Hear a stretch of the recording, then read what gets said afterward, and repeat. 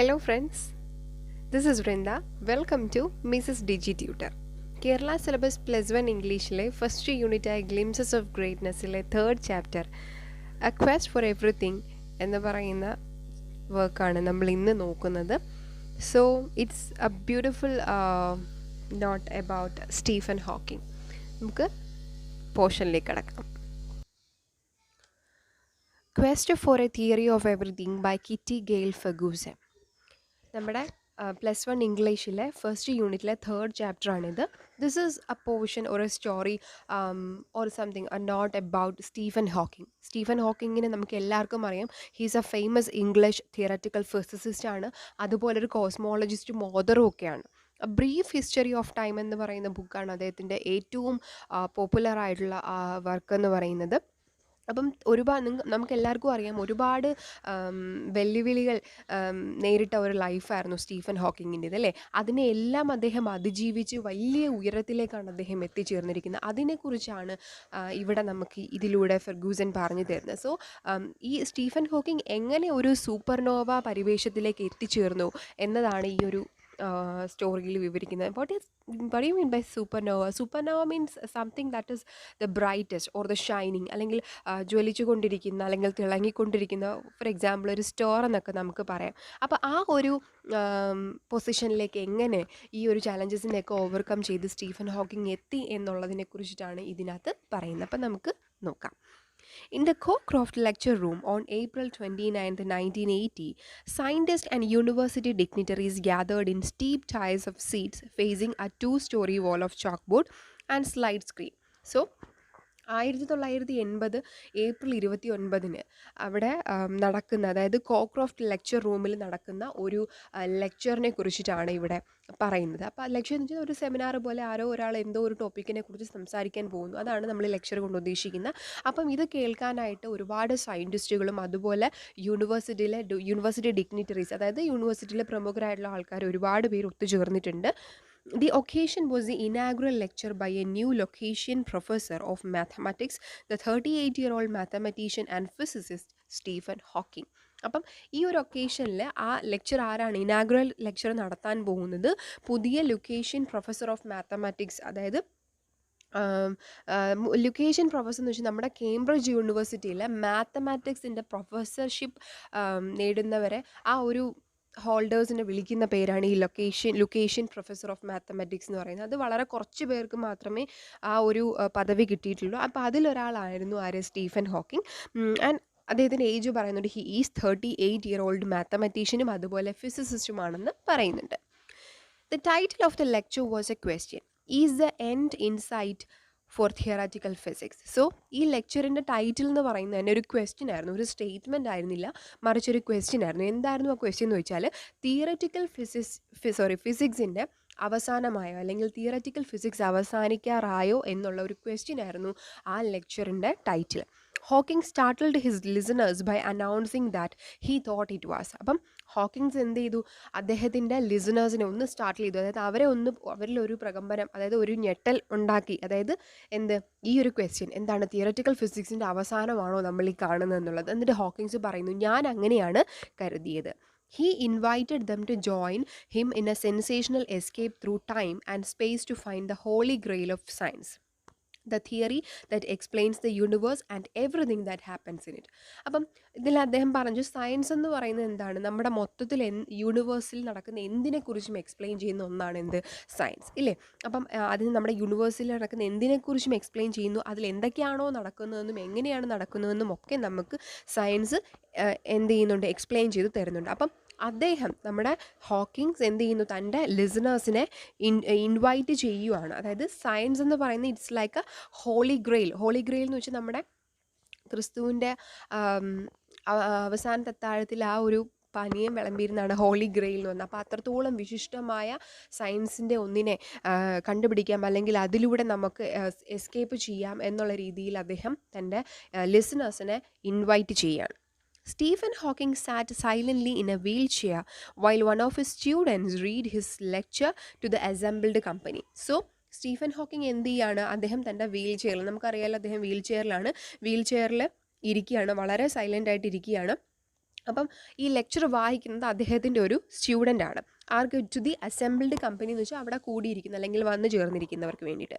Judged by appearance alone, Hawking didn't seem a promising choice to lead any adventure. അതായത് ഹോക്കിങ്സിൻ്റെ ആ ഒരു appearance ഉണ്ടല്ലോ, എന്താണ് നമ്മുടെ ആ ഒരു വീൽ ചെയറിൽ ഇങ്ങനെ കൂടി ചുരുണ്ട് കൂടിയിരിക്കുന്ന ആ ഒരു അപ്പിയറൻസ് കണ്ടു കഴിഞ്ഞാൽ നമുക്ക് തന്നെ തോന്നും എന്താണ്, ആ ഒരു അപ്പിയറൻസ് കൊണ്ട് തന്നെ ഇദ്ദേഹം വലുതായിട്ടൊന്നും ചെയ്യാൻ പോകുന്നില്ല, അല്ലെങ്കിൽ എന്തോ ഒരു അഡ്വഞ്ചർ ചെയ്യാൻ പോകുന്ന ഒരു ഫീലിംഗ് അല്ല ഹോക്കിങ്സിനെ കാണുമ്പം ആർക്കായാലും തോന്നുന്നു. അതായത് നമുക്കറിയാലോ അല്ലേ, ഭയങ്കര എന്താണ് ഒരു ഹീറോ ആയിട്ടുള്ള അല്ലെങ്കിൽ ഗ്രേറ്റസ്റ്റ് കാര്യങ്ങളൊക്കെ ചെയ്യുന്ന ഒരാളെക്കുറിച്ച് നമുക്കൊരു ഫീലിംഗ് ഉണ്ടല്ലോ, അവരിങ്ങനെ ഇരിക്കും, അവരെ കാണുമ്പോൾ തന്നെ ഇങ്ങനെയൊക്കെ ആയിരിക്കും. പക്ഷെ അതിനൊക്കെ ഓപ്പോസിറ്റ് ആയിരുന്നു ശരിക്കും ഹോക്കിൻസിൻ്റെ അപ്പിയറൻസ് എന്ന് പറയുന്നത്.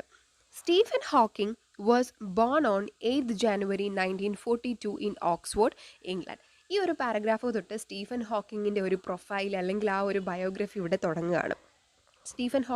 സ്റ്റീഫൻ വില്യം ഹോക്കിംഗ് എന്നാണ് കംപ്ലീറ്റ് നെയിം. അപ്പം അദ്ദേഹം ജനിക്കുന്ന എവിടെയാണ്? 1942 ജനുവരി 8 ഇംഗ്ലണ്ടിലെ ഓക്സ്ഫോർഡിലാണ് അദ്ദേഹം ജനിക്കുന്നത്. It was exactly 300 years after the death of Galileo, the father of modern science. Modern സയൻസിൻ്റെ പിതാവായ ഗലീലിയോ മരിച്ചിട്ട് കൃത്യം 300 വർഷത്തിന് ശേഷമാണ് സ്റ്റീഫൻ ഹോക്കിംഗ് ജനിക്കുന്നത്. Frank and Isabel Hawking, Stephen's parents, were not wealthy, but they believed in the value of education.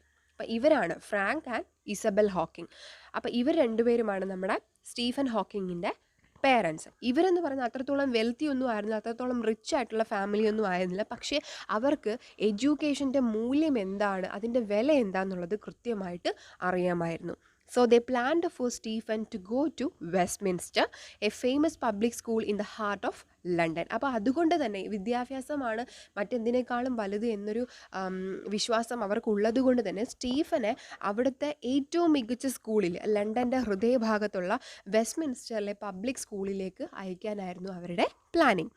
Unfortunately, Stephen was ill at the time of the scholarship examination for Westminster. പക്ഷേ നിർഭാഗ്യമെന്ന് പറയട്ടെ, ഈ വെസ്റ്റ്മിൻസ്റ്ററിലെ സ്കൂളിലേക്ക് ചേരുന്നതിനുള്ള entrance എക്സാമിൻ്റെ സമയത്ത് Stephen എന്തായിപ്പോയി? സുഖമില്ലാതെ ആയിപ്പോയി. അതുകൊണ്ട് തന്നെ അദ്ദേഹത്തിന് ആ ഒരു എക്സാം അറ്റൻഡ് ചെയ്യാൻ പറ്റിയില്ല. Therefore, he attended the local saint Albans school. അതുകൊണ്ട് തന്നെ എന്ത് ചെയ്തു? അവിടുത്തെ ഒരു ലോക്കൽ സ്കൂളിൽ, സെയിൻറ്റ് ആൽബൻസ് എന്ന് പറയുന്ന സ്കൂളിൽ അദ്ദേഹം ജോയിൻ ചെയ്തു. By the time he was 8, he was thinking seriously about becoming a scientist. So 8 വയസ്സായപ്പോൾ തന്നെ സ്റ്റീഫന് തൻ്റെ കാര്യത്തിൽ, തൻ്റെ ഫ്യൂച്ചറിൽ ഒരു വ്യക്തമായ പ്ലാനിങ് ഉണ്ടായിരുന്നു. എന്ത്? എനിക്ക് ഒരു സയൻറ്റിസ്റ്റ് ആവണം എന്നായിരുന്നു അവൻ, അതായത് കൊച്ചു സ്റ്റീഫൻ ഭയങ്കരമായിട്ട് ആഗ്രഹിച്ചിരുന്നു. അതിൽ വളരെ സീരിയസ് ആയിട്ടുള്ളൊരു തോട്ട് തന്നെ സ്റ്റീഫന് ഉണ്ടായിരുന്നു. Frank Hawking encouraged his son to follow him into medicine, but Stephen found biology too imprecise. പക്ഷേ സ്റ്റീഫൻ്റെ അച്ഛൻ, അതായത് ഫ്രാങ്ക് ഹോക്കിങ്ങിന് എന്തായിരുന്നു? അദ്ദേഹത്തിന് തൻ്റെ മകനെ മെഡിസിൻ അയക്കണം എന്നായിരുന്നു താല്പര്യം. പക്ഷേ സ്റ്റീഫനെ സംബന്ധിച്ചോളം ബയോളജി എന്ന് പറയുന്നത് ടു ഇംപ്രിസൈസ് ആണ്. ഇംപ്രിസൈസ് എന്ന് വെച്ചാൽ ഒരു വ്യക്തതയില്ലാത്ത അല്ലെങ്കിൽ ഒരു കൃത്യതയില്ലാത്ത ഒരു സബ്ജക്റ്റ് ആയിരുന്നു ബയോളജി എന്നായിരുന്നു സ്റ്റീഫൻ്റെ ഒരു കണ്ടെത്തൽ. He wanted a subject in which he could look for exact answers and get to the root of things. സ്റ്റീഫനെ സംബന്ധിച്ചിടത്തോളം സ്റ്റീഫന് വേണ്ടുന്നത് തനിക്ക് വ്യക്തമായ കൃത്യമായ ഉത്തരങ്ങൾ നൽകുകയും കൃത്യമായിട്ട് അതിൻ്റെ വേരിലേക്ക് ഇറങ്ങിച്ചില്ല, അതായത് അതിൻ്റെ ആ A to Z കാര്യങ്ങൾ അറിയാൻ പറ്റുകയും ചെയ്യുന്ന അങ്ങനെ ഒരു ഉത്തരം തരുന്ന, അങ്ങനെ ഒരു ഓപ്പർച്യൂണിറ്റി തരുന്ന സബ്ജക്റ്റ് ആയിരുന്നു ആർക്ക് വേണ്ടുന്നത്? സ്റ്റീഫന് വേണ്ടുന്നത്. അപ്പോൾ സ്റ്റീഫനെ സംബന്ധിച്ചിടത്തോളം ബയോളജി എന്ന് പറയുന്നത് ശരിക്കും ഒരു ക്ലാരിറ്റി ഇല്ലാത്ത, അതായത് എല്ലാ ക്വസ്റ്റ്യൻസിനും എക്സാക്റ്റ് ആൻസേഴ്സ് തരാത്ത ഒരു സബ്ജക്റ്റ് ആയിരുന്നു.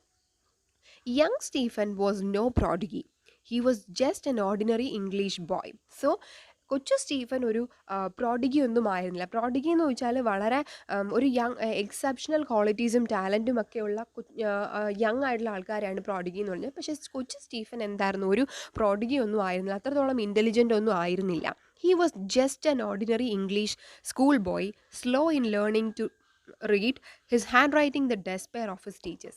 അപ്പം അദ്ദേഹം എന്തായിരുന്നു? ഒരു സാധാരണ ഇംഗ്ലീഷ് ഓർഡിനറി സ്കൂൾ ബോയ് ആയിരുന്നു. വായിക്കാനും എഴുതാനും ഒക്കെ ഭയങ്കര താമസം, അതൊക്കെ പഠിച്ചെടുക്കാൻ തന്നെ ഒരുപാട് താമസമായിരുന്നു. മാത്രമല്ല സ്റ്റീഫൻ്റെ ഹാൻഡ് റൈറ്റിങ്ങോ ടീച്ചേഴ്സിനൊന്നും ഒട്ടും ഇഷ്ടമേ ആയിരുന്നില്ല. He was ranked no more than halfway up in his class, though he now says in his own defence it was a very bright class. So സ്റ്റീഫൻ്റെ ക്ലാസ്സിൽ തന്നെ സ്റ്റീഫൻ ഒട്ടും അതായത് എടുത്തു പറയത്തക്ക ഒട്ടും നല്ല റാങ്കൊന്നും തന്നെ സ്റ്റീഫന് ഉണ്ടായിരുന്നില്ല. പക്ഷേ അതുകൊണ്ട് തന്നെ സ്റ്റീഫൻ ഇപ്പം അത് പണ്ടത്തെ കാര്യമാണല്ലോ, ഇപ്പം അതിനെ ഒന്ന് ഡിഫെൻസ് ചെയ്യുന്ന രീതിയിൽ തമാശ രൂപേണ പറയാറുണ്ട്. അതെന്ന് പറയുന്നൊരു ബ്രൈറ്റ് ക്ലാസ് ആയിരുന്നു. ബ്രൈറ്റ് ക്ലാസ്സിൽ ഒരുപാട് ബ്രൈറ്റ് സ്റ്റുഡൻസ് ഉള്ളൊരു ക്ലാസ് ആയിരുന്നു. അതുകൊണ്ടാണ് എനിക്ക് അങ്ങനെ എടുത്തു പറയത്തക്ക റാങ്കൊന്നും കിട്ടാത്തത്. At 14, Stephen knew that he would pursue mathematics and physics. അപ്പോൾ 14-ാമത്തെ വയസ്സിൽ സ്റ്റീഫൻ അറിയാം എന്താണ് സ്റ്റീഫൻ ഇനി എന്തിലേക്കാണ് തിരിയുന്നത്, മാത്തമാറ്റിക്സിലേക്കും ഫിസിക്സിലേക്കുമാണ്. His father called this impractical for there were no jobs in mathematics except teaching. പക്ഷേ അതായത് നമ്മുടെ സ്റ്റീഫൻ ഹോക്കിങ്ങിൻ്റെ ഫാദർ പറയുന്നത് എന്താണെന്ന് പറയും, ഇതൊരു ഇംപ്രാക്ടിക്കൽ ആയിട്ടുള്ളൊരു ഡിസിഷനാണ്. കാരണം എന്ന് വെച്ചാൽ മാത്തമാറ്റിക്സിന് ടീച്ചിങ് അല്ലാണ്ട് മറ്റൊരു ജോബ്സും ഇല്ല. ഇപ്പോഴത്തെ കാര്യമല്ല, അന്നത്തെ കാര്യമാണ് പറയുന്നത്. സ്റ്റീഫന് 14 വയസ്സുള്ള സമയത്ത് എന്താണ് ഈ മാത്തമാറ്റിക്സ് എന്ന് പറയുന്ന ആ ഒരു ഇതിലേക്ക് നമ്മൾ തിരിഞ്ഞു കഴിഞ്ഞാൽ അതിൽ കാര്യമായിട്ടുള്ള ടീച്ചിങ് അല്ലാണ്ട് മറ്റൊരു പ്രൊഫഷനും അതിനകത്ത് ഇല്ല എന്നായിരുന്നു പറഞ്ഞിരുന്നത്. Moreover, he wanted his son to attend his own college and Oxford offered no mathematics. അതിനേക്കാൾ ഉപരി നമ്മുടെ ഫ്രാങ്ക് ഹോക്കിംഗ്, അതായത് സ്റ്റീഫൻ്റെ അച്ഛൻ എന്തായിരുന്നു ആഗ്രഹം എന്നറിയോ, അദ്ദേഹം പഠിച്ച അതേ കോളേജിൽ തന്നെ തൻ്റെ മകനെയും വിടണം എന്നായിരുന്നു അദ്ദേഹത്തിന് ആഗ്രഹം. അതെവിടെയാണ്, ഓക്സ്ഫോർഡിലാണ് പഠിച്ചത്. പക്ഷേ അൺഫോർച്ചുനേറ്റ്ലി ഓക്സ്ഫോർഡിൽ എന്തുണ്ടായിരുന്നില്ല, മാത്തമാറ്റിക്സ് ഉണ്ടായിരുന്നില്ല. He followed his father's advice and studied chemistry, physics and only a little mathematics in preparation for the entrance into Oxford. അപ്പം സ്റ്റീഫൻ തൻ്റെ പിതാവിൻ്റെ അഡ്വൈസ് അതുപോലെ തന്നെ അനുസരിച്ചു. എന്ത് ചെയ്തു, കുറച്ച് കെമിസ്ട്രിയും ഫിസിക്സും ഒക്കെ പഠിച്ചു. അതോടൊപ്പം കുറച്ച് മാത്തമാറ്റിക്സ് കൂടി പഠിച്ചു. എന്തിനു വേണ്ടിയിട്ടാണെന്നറിയോ, ഓക്സ്ഫോർഡിലേക്കുള്ള എൻട്രൻസിന് പ്രിപ്പയർ ചെയ്യാൻ വേണ്ടിയിട്ട്. He did well in physics and the interview was brilliantly accepted. നമുക്കറിയാം സ്റ്റീഫൻ എന്താണ് നന്നായിട്ട് ഫിസിക്സിൽ പഠിക്കുന്നുണ്ടായിരുന്നു, ഫിസിക്സിലും കെമിസ്ട്രി നന്നായിട്ട് പഠിക്കുന്നുണ്ട്. അപ്പോൾ ഫിസിക്സിൽ അദ്ദേഹം ഒരു പുല്ലിയാണെന്ന് സ്റ്റീഫൻ എന്നെ അറിയാം. അപ്പം എന്താണ് നന്നായിട്ട് തന്നെ എൻട്രൻസ് എക്സാം എഴുതി. അതുപോലെ ഇൻ്റർവ്യൂ വളരെ ബ്രില്യൻ്റ് ആയിട്ട് തന്നെ പാസ്സായി. Excuse me. In 1959, at the age of 17, Hawking went to Oxford to study natural science and to specialize in physics. അപ്പം 1959, അതായത് സ്റ്റീഫൻ്റെ 17 വയസ്സായപ്പോഴത്തേക്കും അദ്ദേഹം എന്ത് ചെയ്തു, ഓക്സ്ഫോർഡിൽ ജോയിൻ ചെയ്തു. അവിടെ അദ്ദേഹം നാച്ചുറൽ സയൻസും അതോടൊപ്പം ഫിസിക്സിൽ സ്പെഷ്യലൈസേഷനുമായിരുന്നു ചെയ്തത്. He joined university college, his fathers college and the oldest at Oxford, founded in 1249 AD. അപ്പം അദ്ദേഹം ജോയിൻ ചെയ്തത് എവിടെയാണ്, ഓക്സ്ഫോർഡിലേക്ക് പോയിരുന്നു. അവിടെ അദ്ദേഹം ജോയിൻ ചെയ്തത് യൂണിവേഴ്സിറ്റി കോളേജിൽ തന്നെയാണ്. അദ്ദേഹത്തിൻ്റെ അച്ഛൻ്റെ കോളേജായിരുന്നു. മാത്രമല്ല ഓക്സ്ഫോർഡിലെ ഏറ്റവും ഓൾഡസ്റ്റ് ആയിട്ടുള്ള 1249 AD ഫൗണ്ട് ചെയ്ത ആ കോളേജിലായിരുന്നു സ്റ്റീഫൻ ജോയിൻ ചെയ്തത്. Nevertheless, for about a year and a half, Hawking was lonely and bored. പക്ഷേ എന്താണ്, കോളേജിൽ ജോയിൻ ചെയ്ത ആദ്യത്തെ ഒരു 1.5 വർഷം സ്റ്റീഫന് ഭയങ്കര ബോറായിരുന്നു. He was not enjoying anything. അപ്പം എന്താണ്, ഒന്നും തന്നെ അവിടെ സ്റ്റീഫനെ അമ്യൂസ് ചെയ്യുന്നതായിട്ട് ഉണ്ടായിരുന്നില്ല. He was not inspired to relieve his boredom by exerting himself academically. അപ്പം സ്റ്റീഫനെ തന്നെ അക്കാഡമിക്കലി മുന്നോട്ട് കൊണ്ടുപോകുന്ന രീതിയിൽ ഒന്നും തന്നെ സ്റ്റീഫൻ അവിടുന്ന് കണ്ടെത്താനായിട്ട് കഴിഞ്ഞില്ല. But half way through his second year he began enjoying Oxford. പക്ഷേ 2ാമത്തെ വർഷം തൻ്റെ സെക്കൻഡ് ഇയറിൻ്റെ പകുതിയൊക്കെ ആയപ്പോഴേക്കും സ്റ്റീഫൻ എന്ത് ചെയ്യാൻ തുടങ്ങി, ഓക്സ്ഫോർഡിനെ ഇഷ്ടപ്പെടാനും എൻജോയ് ചെയ്യാനും തുടങ്ങി. He became popular and well accepted among his peers. അദ്ദേഹം എന്താണ് പെട്ടെന്ന് തന്നെ തൻ്റെ ഫ്രണ്ട്സ്, പിയേഴ്സ് എന്ന് വെച്ചാൽ സഹപാഠികളുടെ ഇടയ്ക്ക് ഭയങ്കര പോപ്പുലർ ആവുകയും അതുപോലെ വെൽ അക്സെപ്റ്റഡ് ആവുകയും ചെയ്തു. They remember him as lively, buoyant and adaptable. അപ്പം സ്റ്റീഫൻ്റെ ഫ്രണ്ട്സ് പറയുന്നത് അദ്ദേഹം വളരെ ലൈവ്ലി ആയിട്ടുള്ള, ബോയൻ്റ് എന്ന് വെച്ചാൽ വളരെ ചിയർഫുൾ അല്ലെങ്കിൽ ഓപ്റ്റിമിസ്റ്റിക് ആറ്റിറ്റ്യൂഡ് ഉള്ളവരെയാണ് ബോയൻ്റ് എന്ന് വിളിക്കുന്നത്. ആൻഡ് അഡാപ്റ്റബിൾ, ഏത് സിറ്റുവേഷൻ ആയാലും അതിൽ അഡ്ജസ്റ്റ് ചെയ്തു പോകുന്ന വളരെ ചുറുചുറുക്കുള്ളൊരു ചെറുപ്പക്കാരനായിട്ടാണ് സ്റ്റീഫനെ തൻ്റെ friends ഓർത്തിരുന്നത്. He wore his hair long, was famous for his wit, liked classical music and science fiction and took part in sports. So Stephen തൻ്റെ മുടിയൊക്കെ നീട്ടി വളർത്തിയിരുന്നു. And he was famous for his wit, വളരെ എന്താണ് തമാശയൊക്കെ പറയുന്നതിൽ അതുപോലെ തന്നെ ഭയങ്കര ബ്രില്യൻ്റ് ആയിട്ടുള്ള ഒരാളായിരുന്നു ആര്, സ്റ്റീഫൻ ഹോക്കിംഗ്. അതേസമയം ക്ലാസിക്കൽ മ്യൂസിക്കിലും സയൻസ് ഫിക്ഷനിലും സ്പോർട്സിലും ഒക്കെ പങ്കെടുക്കാൻ സ്റ്റീഫന് ഭയങ്കര ഇഷ്ടമായിരുന്നു. However, at the end of the 3rd year, Hawking almost floundered. അപ്പം എന്താണ്, പക്ഷേ ആ ഒരു തേർഡ് ഇയറിൻ്റെ എൻഡൊക്കെ ആയപ്പോൾ തന്നെ ഹോക്കിങ്സ് ഒരുപാട് എന്ത് ചെയ്തു, സ്ട്രഗിൾ ചെയ്തു. Floundered means struggled. He selected theoretical physics as a speciality. ഇപ്പം തിയററ്റിക്കൽ ഫിസിക്സ് ആണ് തൻ്റെ സ്പെഷ്യലൈസ്ഡ് ടോപ്പിക്കായിട്ട് അദ്ദേഹം സെലക്ട് ചെയ്തത്. He had then applied to do a PhD at Cambridge and was accepted on condition that he got a first from Oxford. അപ്പോൾ എന്താണ്, അതിനുശേഷം തൻ്റെ BA കഴിഞ്ഞു, അതിനുശേഷം ഡിഗ്രി കഴിഞ്ഞു, കംപ്ലീറ്റ് ചെയ്തു. ഇനി എന്ത് ചെയ്യാനായിട്ടാണ്, കേംബ്രിഡ്ജ് യൂണിവേഴ്സിറ്റിയിൽ PhDക്ക് അപ്ലൈ ചെയ്യാനായിട്ട് ഉദ്ദേശിക്കുന്നു. പക്ഷേ അവിടെ PhD കിട്ടണമെങ്കിൽ ഒരു കണ്ടീഷൻ ഉണ്ട്. എന്ത്, ഓക്സ്ഫോർഡിൽ നിന്ന് ഫസ്റ്റ് കിട്ടുന്നവരെ മാത്രമേ അവിടെ PhDക്ക് അവർ എന്ത് ചെയ്യത്തുള്ളൂ, അക്സെപ്റ്റ് ചെയ്യത്തുള്ളൂ. Hawking was confident that he could get through successfully. അപ്പം എന്താണ്, ഹോക്കിങ്സിന് അറിയാമായിരുന്നു എന്ത്, തനിക്ക് ഇതൊക്കെ ഈസി ആയിട്ട് വളരെ സക്സസ്ഫുൾ ആയിട്ട് ചെയ്യാമെന്ന കോൺഫിഡൻസ് ആർക്കുണ്ടായിരുന്നു, സ്റ്റീഫൻ ഉണ്ടായിരുന്നു. But as the examination day approached his confidence fail. പക്ഷേ എക്സാമിനേഷൻ്റെ അന്നത്തെ ദിവസമായപ്പോഴേക്കും സ്റ്റീഫൻ്റെ കോൺഫിഡൻസ് ഒക്കെ നഷ്ടപ്പെട്ടു. Hawking ended up disastrously on the border line between a first and a second. അപ്പോൾ എന്താണ്, ഹോക്കിങ്സിൻ്റെ മാർക്ക് വന്നപ്പോഴത്തേക്കും വളരെ ദയനീയമായിട്ട് അദ്ദേഹം ഫസ്റ്റും അല്ല എന്നാൽ സെക്കൻഡും അല്ല എന്നുള്ളൊരു ബോർഡർ ലൈൻ മാർക്കിലാണ് വന്ന് നിന്നത്. Faced with a borderline result, the examiners summoned Hawking for an interview and questioned him about his plan. So, അപ്പോൾ ഈ ഒരു ബോർഡർ ലൈൻ മാർക്ക് വന്നതുകൊണ്ട് തന്നെ എക്സാമിനേഴ്സ് അദ്ദേഹത്തിനെ സമ്മൺ ചെയ്തു. സമ്മൺ എന്ന് വെച്ചാൽ എന്താണ്, വിളിക്കുക ചെയ്തു. എന്തിനു വേണ്ടിയിട്ട്, for an interview and questioned him about his plans. എന്നിട്ട് എന്ത് ചെയ്തു, ഇൻ്റർവ്യൂവിൽ എന്താണ് സ്റ്റീഫൻ്റെ പ്ലാൻസ് എന്ന് ചോദിച്ചറിയാൻ വേണ്ടിയിട്ടാണ് ചെയ്തത്.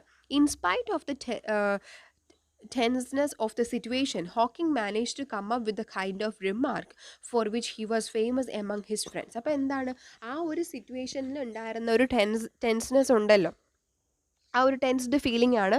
അപ്പം അതിനകത്താണെങ്കിൽ പോലും ഹോക്കിൻസ് എന്ത് ചെയ്തു, അത് വളരെ ബ്രില്യൻ്റ് ആയിട്ട് തൻ്റെ ഒരു ചെറിയ വിറ്റിലൂടെ മാനേജ് ചെയ്തു. അതായത് വിറ്റ് കൊണ്ടാണ് എപ്പോഴും ഹോക്കിൻസ് തൻ്റെ ഫ്രണ്ട്സിൻ്റെ ഇടയ്ക്ക് ഫേമസ് ആയിരുന്നത്.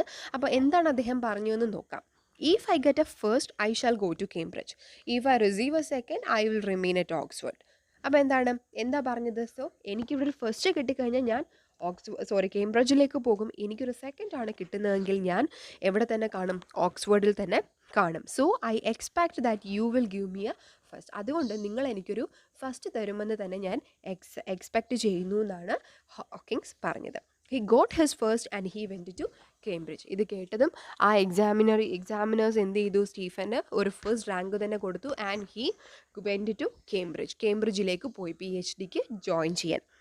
His first year at Cambridge was verse than that at Oxford. അപ്പം ഓക്സ്ഫോർഡിൽ തൻ്റെ ഫസ്റ്റ് ആൻഡ് ഹാഫ് ഇയർ നല്ല ബോർഡമായിരുന്നു. അതിനേക്കാളും വേഴ്സ് സിറ്റുവേഷൻ ആയിരുന്നു എന്ത്, കേംബ്രിഡ്ജിൽ വന്നപ്പോഴത്തേക്കും സ്റ്റീഫൻ്റെ അവസ്ഥ. ആ ഒരു ഫസ്റ്റ് ഇയർ മൊത്തത്തിൽ എന്തായിരുന്നു, ഭയങ്കര ബോറായിരുന്നു. His slipshod mathematical background caught up with him and he found the general relativity extremely tough. അപ്പം എന്താണ് slipshod mathematics എന്ന് വെച്ചാൽ, slipshod കൊണ്ട് ഉദ്ദേശിക്കുന്നത് വെച്ചാൽ ഇവിടെ സ്റ്റീഫൻ പറഞ്ഞിരുന്നില്ല, മാത്തമാറ്റിക്സ് പഠിക്കുന്നതിനകത്ത് സ്റ്റീഫൻ്റെ പിതാവിന് ഒട്ടും താല്പര്യമില്ലായിരുന്നു. അതുകൊണ്ട് തന്നെ ഓക്സ്ഫോർഡിലെ എൻട്രൻസിന് പ്രാക്ടീസ് ചെയ്തപ്പം സ്റ്റീഫൻ കെമിസ്ട്രിക്കും ഫിസിക്സിനും ഇമ്പോർട്ടൻസ് കൊടുക്കുകയും കുറച്ച് മാത്തമാറ്റിക്സ് മാത്രമേ പഠിച്ചുള്ളൂ. അപ്പോൾ ആ ഒരു ബേസ്, ആ ഒരു ബോർഡറിലുള്ള ഒരു നോളജ് മാത്രമേ സ്റ്റീഫന് മാത്തമാറ്റിക്സിൽ ഉണ്ടായിരുന്നുള്ളൂ. അതുകൊണ്ട് തന്നെ ആ ഒരു ചെറിയ ഒരു ബാക്ക്ഗ്രൗണ്ട് മാത്രമേ ഉള്ളൂ. അത് എന്താണ്, അതുകൊണ്ട് അദ്ദേഹത്തിന് ജനറൽ റിലേറ്റിവിറ്റിയൊക്കെ വളരെ ടഫ് ടോപ്പിക്കായിട്ടാണ് ഫീൽ ചെയ്തത്. കാരണം മാത്തമാറ്റിക്സിൽ അദ്ദേഹത്തിന് അത്ര വലിയ ഒരു വെൽ വേഴ്സ്ഡ് ആയിട്ടുള്ള ഒരു ബാക്ക്ഗ്രൗണ്ട് ഇല്ലായിരുന്നു. Another far more disastrous problem arose then. അപ്പോഴാണ് ഏറ്റവും കൂടുതൽ ഭയാനകമായിട്ടുള്ള ഒരു പ്രശ്നം വന്നത്. During his third year at Oxford, Hawking started getting clumsy.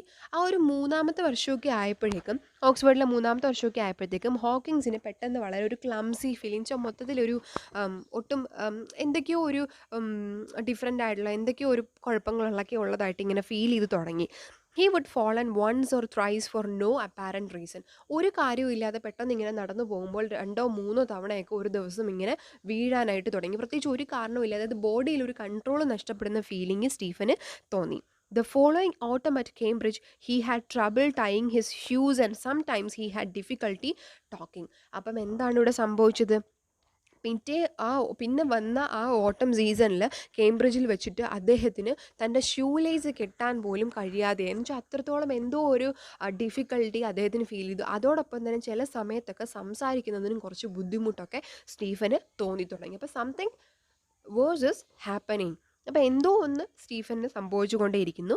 Shortly after his 21st birthday in 1963, Hawking contracted a rare disease, amyotrophic lateral sclerosis, for which there was no known cure. അപ്പം തൻ്റെ 21ാമത്തെ ബർത്ത്ഡേക്ക് ശേഷം 1963 തൻ്റെ 21ാമത്തെ ബർത്ത്ഡേക്ക് ശേഷം നമുക്ക് Stephen മനസ്സിലാവുന്നു, Stephen ഒരു റെയർ ഡിസീസ്, വളരെ റെയർ ആയിട്ടുള്ള, അതായത് ഇങ്ങനെ വിരളമായിട്ടൊക്കെ ആൾക്കാരിൽ കണ്ടുവരുന്ന ഒരു ഡിസീസ് സ്റ്റീഫനെ പിടികൂടിയിരിക്കുന്നു അല്ലെങ്കിൽ ബാധിച്ചിരിക്കുന്നു. എന്തായിരുന്നു ആ ഡിസീസ്? അമിയോട്രോപ്പിക് ലാറ്ററൽ സ്ക്ലീറോസിസ് എന്നാണ് അതിൻ്റെ പേര്.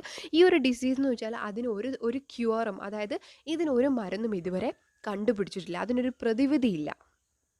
It caused a gradual disintegration of the nerve cells in the spinal cord and the brain. അപ്പോൾ ഈ ഡിസീസ് എന്താണെന്ന് വെച്ചാൽ നമ്മുടെ ബോഡിയിലെ ഫുൾ ഒരു ബാലൻസ് എന്ന് പറയുന്നത് നമ്മുടെ സ്പൈനൽ കോഡും നമ്മുടെ ബ്രെയിനും അതിൻ്റെ ഒരു പാക്കാണ് അല്ലേ. അപ്പം ഇവിടെയുള്ള, അതായത് സ്പൈനൽ കോഡിലും ബ്രെയിനിലുമുള്ള നെർവ് സെൽസ് ഇങ്ങനെ ഗ്രാജുവലി ഡിസിൻറ്റഗ്രേറ്റ് ചെയ്തുകൊണ്ടിരിക്കുന്ന അല്ലെങ്കിൽ നശിച്ചുകൊണ്ടിരിക്കുന്ന ഒരു അവസ്ഥയാണ് ഈ ഒരു രോഗം. അപ്പം നമുക്കറിയാം, അങ്ങനെ വന്നു കഴിഞ്ഞാൽ സ്വാഭാവികമായിട്ട് നമ്മുടെ ബോഡിയും അല്ലെങ്കിൽ ബ്രെയിനും തമ്മിലുള്ള നമ്മുടെ നമുക്കൊന്നും അങ്ങനെ ഒരു കണക്ഷൻ ഉണ്ടല്ലോ അല്ലേ. നമ്മൾ ബ്രെയിനിലേക്ക് ഒരു മെസ്സേജ് പോകും, നമ്മൾ എന്തെങ്കിലും ചെയ്യണമെങ്കിൽ എന്നിട്ട് തിരിച്ച് ആ മെസ്സേജ് വരുമെങ്കിൽ മാത്രമേ നമുക്കത് ചെയ്യാൻ പറ്റൂ. ഇങ്ങനെയൊക്കെ നമ്മൾ പണ്ട് പഠിച്ചിട്ടുണ്ട് അല്ലേ. അപ്പം അങ്ങനെ ബോഡിക്കും ഒരു ബ്രെയിനും ഒരു കണക്ഷൻ ഇല്ലാണ്ട് അത് നഷ്ടപ്പെടുന്നു. അപ്പം ഒന്നും ചെയ്യാൻ കഴിയാത്ത ഒരവസ്ഥ. അപ്പം ഗ്രാജുവലി ഇതിങ്ങനെ നഷ്ടപ്പെട്ടുകൊണ്ടേ ഇരിക്കണം. അങ്ങനെ ഒരു സിറ്റുവേഷൻ ആയിരുന്നു ഈ ഒരു രോഗം. At first he went into a deep depression. ആദ്യം തന്നെ ഈ ഒരു രോഗം കേട്ടു, ഇതിനൊരു ക്യൂർ ഇല്ല അല്ലെങ്കിൽ ഇതിനൊരു മരുന്നില്ല എന്നറിഞ്ഞപ്പോൾ തന്നെ സ്റ്റീഫൻ വളരെ ഡിപ്രസ്ഡായി, ഒരു ഡീപ്പ് ഡിപ്രഷനിലേക്ക് അദ്ദേഹം പോയി. He did not know what he ought to do or what his future would be like. അപ്പം അദ്ദേഹത്തിന് അറിയില്ലായിരുന്നു എന്ത് ചെയ്യണമെന്നോ അല്ലെങ്കിൽ എൻ്റെ ഫ്യൂച്ചർ ഇനി എന്തായി തീരുമെന്നോ ഒന്നും തന്നെ സ്റ്റീഫന് അറിയില്ലായിരുന്നു. My dreams at that time were rather confused, he admitted. അപ്പോൾ അദ്ദേഹം തുറന്നു പറഞ്ഞു, ഇപ്പം എനിക്കുള്ള സ്വപ്നങ്ങൾ എന്ന് പറയുന്നത് എന്താണ്, മൊത്തത്തിൽ എനിക്കൊരു കൺഫ്യൂഷനാണ്. മറ്റേത് അദ്ദേഹത്തിന് ഒരു ക്ലിയർ ആയിട്ടുള്ളൊരു ഒരു എയിം ഉണ്ടായിരുന്നു. പക്ഷേ ഇപ്പം തൻ്റെ ഡ്രീംസ് എന്ന് പറയുന്നത് മൊത്തത്തിൽ കൺഫ്യൂസ്ഡ് ആയിട്ട് കിടക്കുകയാണ്. Before my condition was diagnosed I had been very board with life. പക്ഷേ സ്റ്റീഫൻ പറയുന്നുണ്ട്, എൻ്റെ ഈ ഒരു രോഗം കണ്ടുപിടിക്കുന്നതിന് തൊട്ട് മുമ്പുള്ള എൻ്റെ ലൈഫ് എന്ന് പറഞ്ഞാൽ എനിക്ക് ലൈഫിനോട് ഭയങ്കര ബോർഡമാണ് അല്ലെങ്കിൽ ബോർ ഫീലിംഗ് ആയിരുന്നു തോന്നിയിരുന്നത്. There did not seem to be anything worth doing. അപ്പം പ്രത്യേകിച്ച് കാര്യമായിട്ട് ഒന്നും തന്നെ ചെയ്യാനായിട്ടില്ല, അല്ലെങ്കിൽ ഞാൻ ചെയ്യുന്നതിനൊന്നും പ്രത്യേകിച്ച് കാര്യമില്ല എന്നൊരു തോന്നലായിരുന്നു ആർക്ക്, സ്റ്റീഫന് ഉണ്ടായിരുന്നത്. But shortly after I came out of hospital I dreamt that I was going to be executed. പക്ഷേ ഹോസ്പിറ്റലിൽ നിന്ന് ഡിസ്ചാർജ് ആയിട്ട് വന്ന ശേഷം എനിക്കുണ്ടായ ഒരു ഫീലിംഗ് എന്ന് വെച്ചാൽ എന്നെ എക്സിക്യൂട്ട് ചെയ്യാൻ പോകുന്നു എന്നാണ് എനിക്ക് തോന്നുന്നത്. എക്സിക്യൂട്ട് ചെയ്യാന്ന് വെച്ചാൽ നമ്മൾ ഈ വധശിക്ഷ അല്ലെങ്കിൽ തൂക്കിക്കൊല്ലുക എന്നൊക്കെയുള്ളൊരു ഫീലിംഗ് ആണ് അപ്പോൾ ആർക്ക് തോന്നുന്നത്, സ്റ്റീഫന് തോന്നുന്നത്. എത്രയും പെട്ടെന്ന് എന്നെ തൂക്കിക്കൊല്ലാൻ പോകുന്നു എന്നാണ് സ്റ്റീഫന് തോന്നിയത്. I suddenly realized that there were a lot of worthwhile things to do if I were reprieved. അപ്പം എന്താണ് പെട്ടെന്ന് തോന്നിയത്, ഞാൻ റിപ്രീവ്ഡ് ആയിക്കഴിഞ്ഞാൽ, അതായത് എല്ലാം എൻ്റെ ഇത് വീണ്ടെടുത്ത് കഴിഞ്ഞാൽ, എൻ്റെ ആരോഗ്യം വീണ്ടെടുത്ത് കഴിഞ്ഞാൽ എനിക്ക് ഒരുപാട് കാര്യങ്ങൾ, അതായത് ഒരുപാട് വർത്ത്, അതായത് അത്രയ്ക്ക് ഒരുപാട് കാര്യങ്ങൾ എനിക്ക് ചെയ്ത് തീർക്കാനുണ്ട്, വളരെ ഇമ്പോർട്ടൻ്റ് ആയിട്ടുള്ള ഒരുപാട് കാര്യങ്ങൾ എനിക്ക് ചെയ്യാനുണ്ട് എന്ന് സ്റ്റീഫൻ ഉറപ്പിച്ചു. കാരണം ഇനി വധശിക്ഷ കാത്തു കഴിയുന്ന ഒരു പ്രതിയെ പോലെയാണ് ഞാൻ ഇവിടെ ഇരിക്കുന്നത്. ഏത് നിമിഷം എന്നെ എക്സിക്യൂട്ട് ചെയ്യാം, എൻ്റെ മരണം അടുത്തെത്തി. അതിനു മുമ്പ് എനിക്ക് ഈ ലോകത്ത് ഒരുപാട് ഇമ്പോർട്ടൻ്റ് ആയിട്ടുള്ള കാര്യങ്ങൾ ഇല്ലേ, വിലപിടിപ്പുള്ള ഒരുപാട് കാര്യങ്ങൾ, വില മതിക്കുന്ന ഒരുപാട് കാര്യങ്ങൾ എനിക്ക് ചെയ്തു തീർക്കാനുണ്ടെന്നാണ് സ്റ്റീഫൻ പറയുന്നത്. സോ അപ്പം ദാറ്റ്സ് ദ ഫസ്റ്റ് പാർട്ട്. ഇതാണ് ഈ ഒരു ഫസ്റ്റ് പാർട്ട്. ഇത് മാത്രമേ ഞാൻ ഇന്ന് ഈ വീഡിയോയിൽ ഡിസ്കസ് ചെയ്യുന്നുള്ളൂ. സോ അപ്പോൾ ഇതിലൂടെ ഒരു സ്റ്റീഫൻ്റെ സ്റ്റോറിയുടെ ഒരു കുറച്ച് ഭാഗം മാത്രമേ നമ്മൾക്ക് കിട്ടിയിട്ടുള്ളൂ. അപ്പം നിങ്ങൾക്ക് ഈ ഒരു വീഡിയോ ഇഷ്ടപ്പെട്ടെന്ന് തോന്നുന്നു. ഞാൻ ഈ പറഞ്ഞ കാര്യങ്ങളൊക്കെ നിങ്ങൾക്ക് മനസ്സിലായി എന്ന് ഞാൻ വിശ്വസിക്കുന്നു. വീഡിയോ ഇഷ്ടപ്പെട്ട് കഴിഞ്ഞാൽ നിങ്ങൾ തീർച്ചയായിട്ടും വീഡിയോ ലൈക്ക് ചെയ്യുക. അതുപോലെ ആർക്കെങ്കിലുമൊക്കെ ഇത് യൂസ്ഫുൾ ആവുമെന്ന് നിങ്ങൾക്ക് തോന്നുവാണെങ്കിൽ വീഡിയോ ഷെയർ ചെയ്യുക. എൻ്റെ ഈ ചാനൽ നിങ്ങൾ ആദ്യമായിട്ടാണ് കാണുന്നതെങ്കിൽ ചാനൽ ദയവായി സബ്സ്ക്രൈബ് ചെയ്യുക. കൂടെയുള്ള ബെൽ ഐക്കൺ കൂടി എനേബിൾ ചെയ്താൽ ഞാൻ അപ്ലോഡ് ചെയ്യുന്ന പുതിയ വീഡിയോസിൻ്റെ നോട്ടിഫിക്കേഷൻസ് നിങ്ങൾക്ക് കിട്ടുന്നതാണ്. സോ ഇനിയും ഇതുപോലെ പുതിയ വീഡിയോസുമായിട്ട് ഞാൻ എത്തും. ഒപ്പം ഇതിൻ്റെ പാർട്ട് 2 ഉണ്ടായിരിക്കും. സോ അതുവരേക്കും see you, take care, happy learning.